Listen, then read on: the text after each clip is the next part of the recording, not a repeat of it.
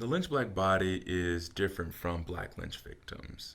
Lynch victims were flesh and blood individuals who suffered at the hands of a white lynch mob, but the Lynch Black Body are representations. They are um, representations of Black lynch victims that are created by Black artists, Black writers, for narrative discourse.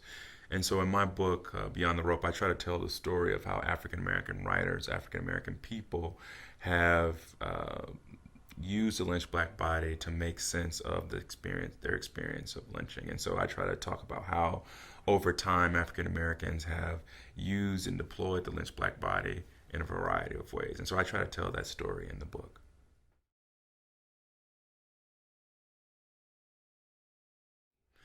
African Americans have understood the Lynch Black Body in a variety of ways. So they've understood Black lynch victims as victims of white lynch mob violence.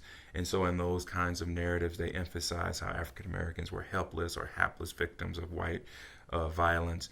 But African Americans have also understood Black lynch victims as heroes, and they created heroic narratives, or what I call consoling narratives, of the Lynch Black Body. And these narratives really emphasize the ways in which African Americans fought back against their oppression, how African Americans, whether individually or collectively, resisted through armed struggle, through armed violence, lynch mob violence. And so there's a number of ways in which African Americans have made sense of the Lynch Black Body, but those are the two primary ways.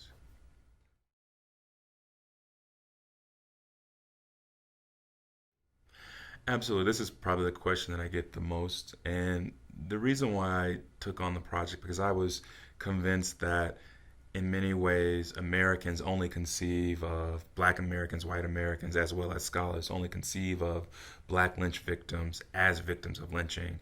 But there is absolutely a long record of African Americans having different reactions, different traditions of understanding the Lynch Black Body.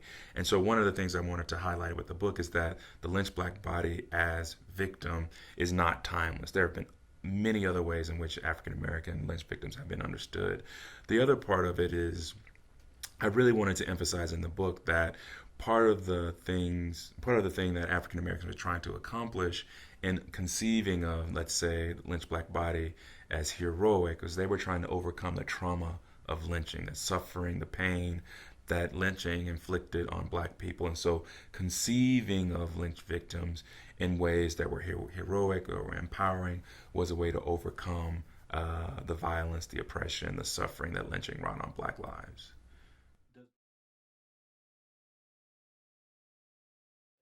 The Lynch Black Body absolutely remains an important symbol in many ways.